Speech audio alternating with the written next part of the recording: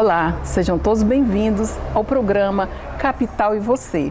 Estamos aqui hoje com o Dr. Marco Antônio Cansado. Ele é cirurgião dentista, especialista em implantodontia e prótese dentária, com mestrado na Universidade de Brasília e também é professor de vários cursos na área de odontologia. Doutor Marco, fala um pouco para a gente do seu trabalho. Bom dia, Neudina. Antes de tudo, gostaria de agradecer o convite de estar aqui presente, e poder falar um pouco sobre a minha profissão e sobre a odontologia como um todo. Bem, nesses últimos anos, a odontologia passou por uma evolução muito grande.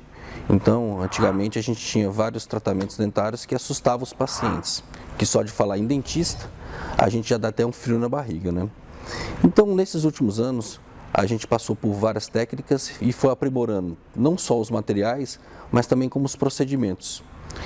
E com isso, a gente começou a fazer determinados tratamentos, até mesmo com sedação e tratando aqueles casos mais complexos que até então a gente não conseguia.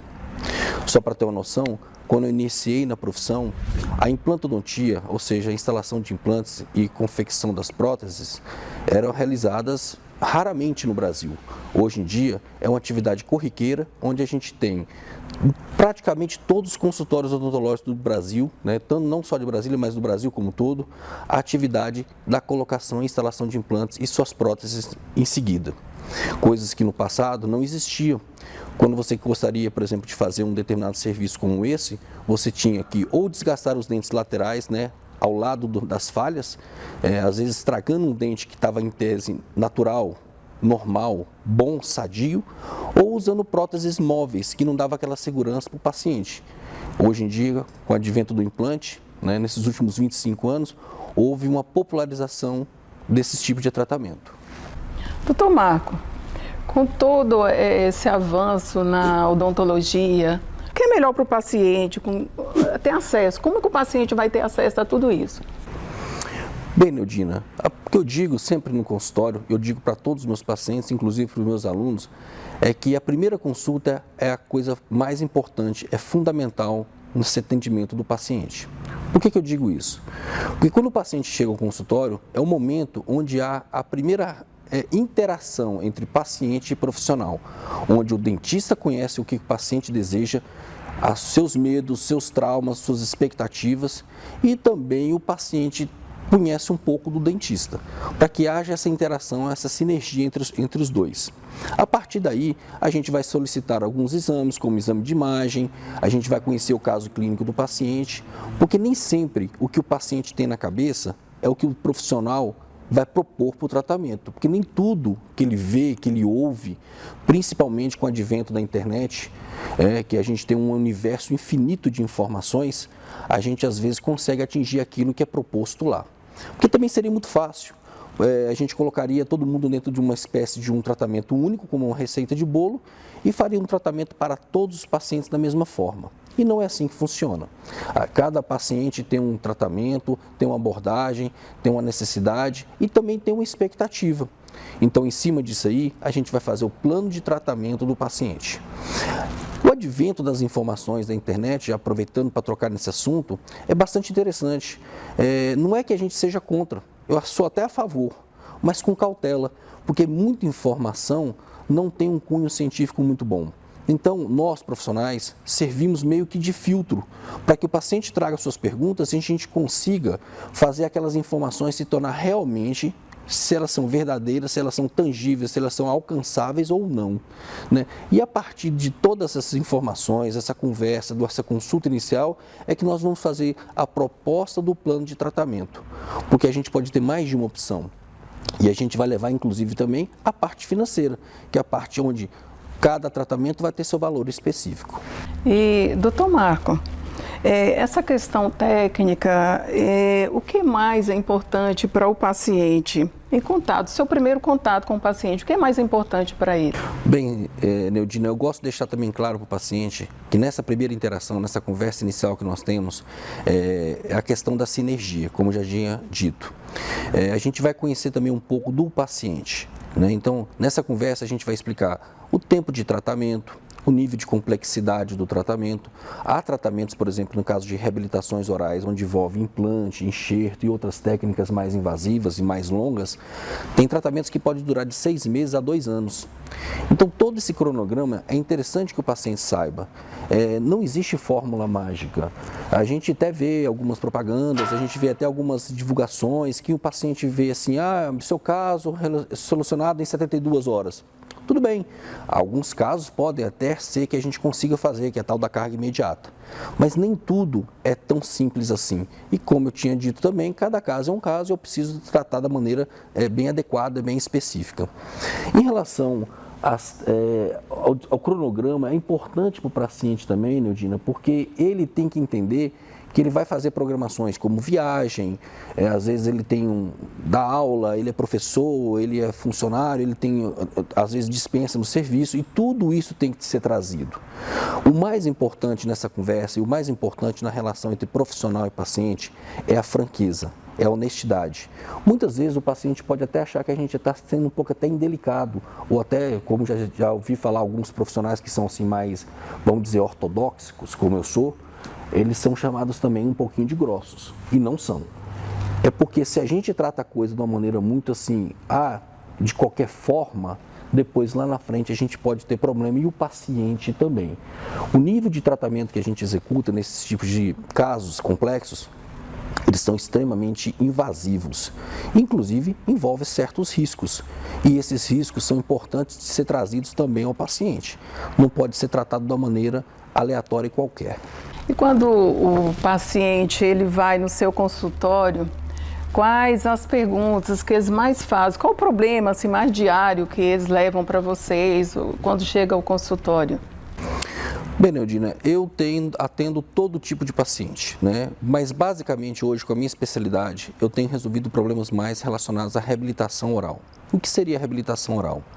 A reabilitação oral ela envolve desde cirurgia, implantes, enxertos ósseos e depois a sua consequente colocação de prótese dentária. Então a gente tem mais esse foco, né? É o nosso nicho de trabalho, é esse tipo de tratamento. São casos chamados complexos também. E a pergunta mais frequente dos pacientes, a busca mais frequente dos pacientes, são os casos de reabilitações extensas, muito relacionado com a prótese chamada protocolo. E o que seria a prótese protocolo? É quando o paciente chega com quase todos os dentes ou todos os dentes já perdidos, tanto no arco ou superior ou inferior, às vezes na boca toda. Então a gente tem casos onde o paciente usa dentadura ou aquela famosa prótese de grampo, né, que normalmente já caminha também para a instalação de uma prótese total, que é conhecida também como dentadura. A gente faz a realização de implantes dentários para fixação de uma prótese em seguida, que pode ser de 4 a 6 implantes em regra, em média. Lógico, cada caso é um caso. Mas o grande problema não é a colocação dos implantes, Neudina. A odontologia e a implantodontia, logicamente, evoluiu muito. E a instalação do implante ela é relativamente simples, ela não é muito complexa. Mas o grande problema é se o paciente tem ou não tem osso suficiente. E isso que é um grande, digamos assim, ponto-chave no diagnóstico e depois no tratamento do paciente. Se ele tiver o osso suficiente, a gente realiza o tratamento de colocação dos implantes e a sua consequente prótese. Mas se ele não tiver osso suficiente, a gente tem que criar essas condições. E essa criação dessas condições é o enxerto ósseo. Então, esse é o dia a dia do meu consultório. Logicamente, eu tenho pacientes de 20, 25 anos que eu realizo uma restauração, faço um tratamento clínico geral ainda, até porque eu gosto muito do que eu faço. Eu tenho amor pela minha profissão e às vezes eu pego um paciente que já é meu paciente há 20, 25 anos. Eu faço uma restauração nele. Mas hoje a busca principal do paciente no meu consultório são reabilitações de casos complexos. Doutor Marco, explica um pouco sobre essa técnica de implantes, hoje no dia a dia, qual é melhor, a técnica melhor para se usar no implante? Bem, hoje em dia nós temos uma gama muito variada de tipos de implantes e técnicas também. Bem, mas o que seria o implante dentário em si? O implante dentário é a substituição da raiz dentária. Então, as pessoas têm a falsa ideia de que implante é dente, e não é. O implante é a substituição da raiz para que se coloque em cima depois uma prótese, que pode ser desde um dente unitário, uma coroa simples, até mesmo uma prótese múltipla, que pode reabilitar um arco completo. Então, não necessariamente a quantidade de implantes perdidos, ou melhor, de raízes perdidas, é necessariamente a quantidade de implantes que serão necessários colocar. Então, você pode, por exemplo, perder um arco completo, um arco, por exemplo, superior, que seria a maxila, você colocar de 4 a 6 implantes e reabilitar todos os dentes desse arco. Há alguns casos onde o paciente perde dentes pontuais ou locais pontuais da boca, a gente faz a reposição, a recolocação de uma raiz e uma coroa, ou seja, um dente inteiro. Essas são as condições iniciais, regulares, convencionais do implante dentário. Mas como eu falei, os implantes evoluíram muito e a gente tem hoje técnicas de implantes, tipos de implantes muito variados. Entre eles o implante zigomático. O implante zigomático, ele é, digamos assim, relacionado com a maxila. Ele só serve para o arco superior, ele não serve para o arco inferior. É um implante longo, comprido, normalmente de 4 a 5 vezes maior que o implante convencional, que ele é fixado no osso da maxila, conhecido também como processo zigomático. Ele evita a instalação e a colocação de enxertos dentários. Isso é muito importante para que a gente possa também fazer uma reabilitação mais segura. Então, tudo isso vai depender de cada caso. E a gente precisa fazer uma coisa fundamental na odontologia, principalmente nos casos de reabilitação oral, que é o planejamento reverso. Eu gosto muito de enfatizar essa parte, porque o paciente, às vezes, ele não entende muito disso. É função nossa como profissional saber o que é o planejamento reverso. Eu explico isso, inclusive, para os meus alunos, que a gente tem que fazer o tratamento do paciente antes de pôr a mão na boca dele. A gente faz moldes, modelos, a gente faz enceramentos, a gente faz todo o planejamento virtual daquilo que vai ser realizado dentro da boca do paciente, antes mesmo de botar a mão nele. Então, isso é importante para que a gente saiba, tenha previsibilidade de onde vai ser instalados os implantes, onde vão ser colocados, talvez até mesmo necessidade de enxertos ósseos, quais os tipos de implantes que serão necessários, implantes longos, implantes curtos, para que a gente tenha um prognóstico e a gente tenha uma previsibilidade desse tratamento o mais preciso possível, economizando tempo, saúde, dinheiro e, com certeza, trazendo um resultado muito mais satisfatório para o paciente. Doutor Marco, o senhor falou muito em implantes. Tem pessoas que ela não tem a parte óssea normal para se fazer o implante. Nesse caso, qual o procedimento a usar? Qual a técnica fácil para que essa pessoa consiga fazer o implante? Bem, nesses casos, a gente tem que abrir mão de um procedimento chamado enxerto ósseo. O enxerto ósseo, no passado, ele era realizado de uma forma, digamos assim, um pouco mais empírica.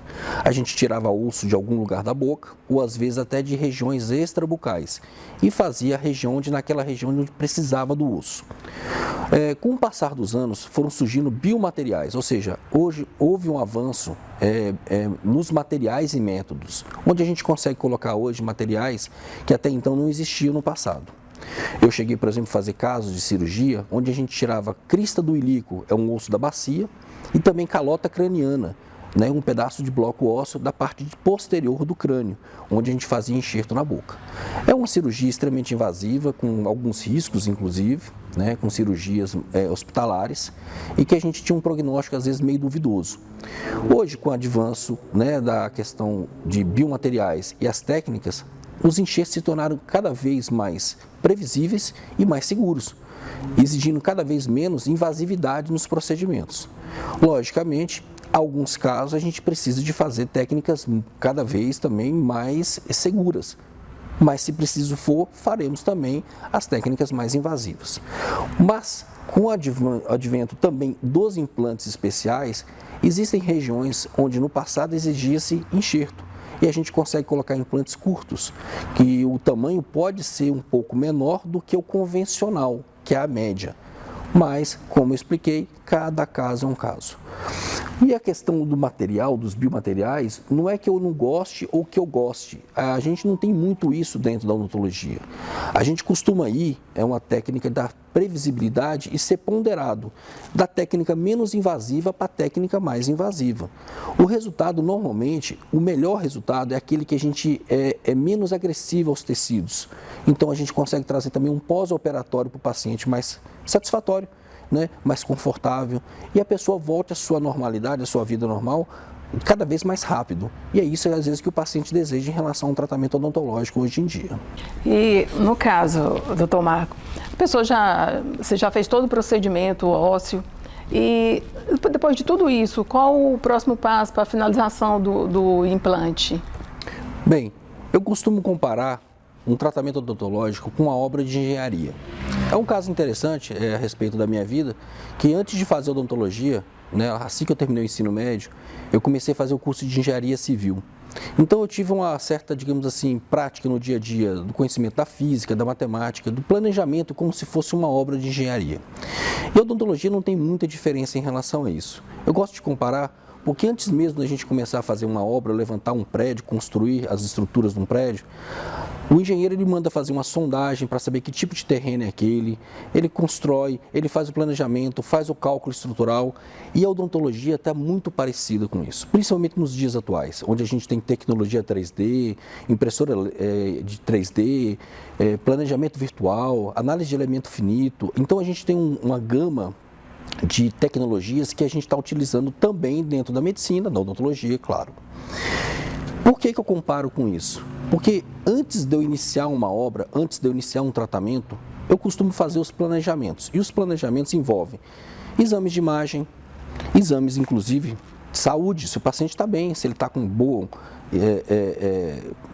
composição sanguínea, hemograma, hematograma, toda aquela parte prévia, antes do tratamento em si, para que eu saiba mais ou menos o que eu vou encontrar lá na frente, para que eu possa fazer as correções no curso do tratamento.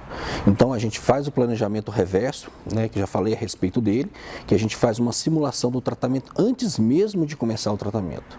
Eu já sei onde vou instalar os implantes, depois essa parte de enxerto, ou seja, de correção da estrutura que vai receber os implantes, as fixações, que a gente pode comparar, por exemplo, com os pilares de uma obra.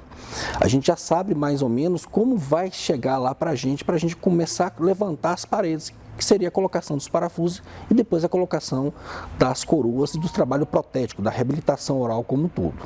Então, essa parte é importante para que a gente fale com o paciente, para que ele entenda também, porque se torna mais didático, mais palpável. Ele vê, de repente, uma comparação com a coisa do dia a dia. Então, ele sabe o que é mais ou menos uma obra de engenharia, ele sabe, por exemplo, que o levantamento de uma estrutura mal feita pode levar no futuro, por exemplo, a um desmoronamento. Na boca também isso acontece. Se o tratamento não for bem executado, se as técnicas não forem bem conduzidas, se a gente não tiver um planejamento daquele tratamento, pode ser que lá na frente todo aquele trabalho que a gente execute, todo aquele tempo que a gente gastou e, logicamente, todo investimento que ele fez no seu tratamento pode se perder por falta de um planejamento prévio daquele caso clínico específico. Doutor Marco Antônio, o senhor falou muito de insucesso. Nós sabemos que tudo na vida, nem tudo são flores, né? Nesse caso, quando isso acontece, o que vocês podem fazer para melhorar, no caso do insucesso de um procedimento dentário? Bem, esse é um assunto muito delicado, até porque quando eu ministro minhas aulas, né, para os meus colegas dentistas, especialistas, a gente tem mais ou menos um curso de 8 horas ou às vezes até mais, explicando as consequências, primeiro as causas, depois as consequências dos insucessos em implantodontia. Existem vários fatores, né? Eu poderia citar aqui basicamente 2 tipos de fatores. Um relacionado à técnica, ao material, à parte odontológica em si. E o outro, o peso, talvez seja mais ou menos parecido, a questão do paciente. Então, normalmente, essa responsabilidade é dividida em 2 partes. A da técnica, do profissional e depois a do paciente com seus cuidados. Então, por exemplo, um paciente que é tabagista, um paciente que ele tem, por exemplo, um diabetes descontrolado, às vezes está controlado naquele momento, mas ele deixa de descontrolar. E a gente sabe que determinadas doenças sistêmicas podem levar à perda do implante, inclusive de uma maneira tardia, não naquele momento que você instala, mas depois de tudo realizado.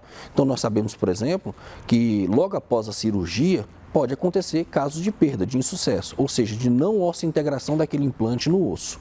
Tudo bem, mas também temos as causas de perdas tardias, e essas são as que mais me preocupam, porque o paciente já está com o implante na boca, já está com a prótese na boca e eventualmente ele vem a perder aqueles implantes. E aí realmente a gente tem que estudar o caso, porque não é uma questão simplesmente de repor esses implantes e fazer uma nova prótese.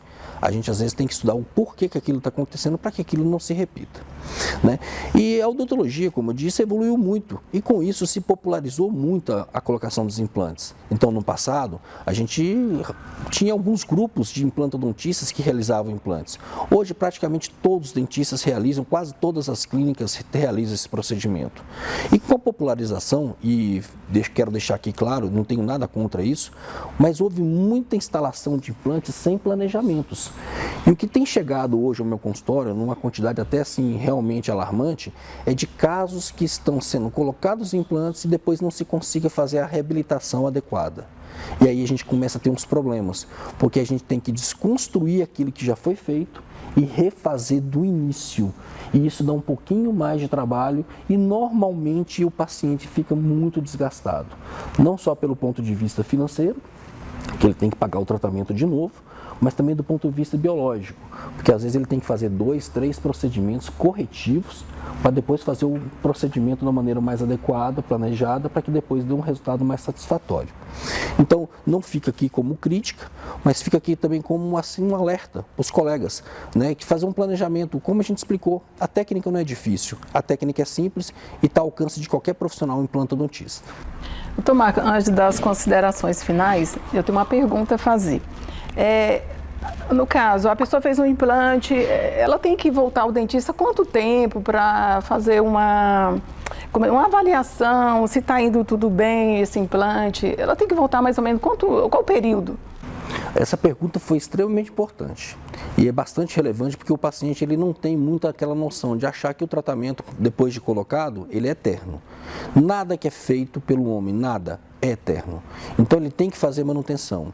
O que eu recomendo é a antiga máxima da odontologia. Visite o seu dentista regularmente, uma vez por ano é suficiente. O problema é que quem tem implante dentário, ele tem que ter uma preocupação, ele tem que ter uma atenção redobrada. Até porque a gente sabe que o que levou, às vezes, a causa da perda do dente pode também levar à causa da perda do implante. A gente acha que depois que a gente instala uma estrutura metálica, né, que seria o parafuso de titânio, a gente está livre de problemas. E não é bem assim.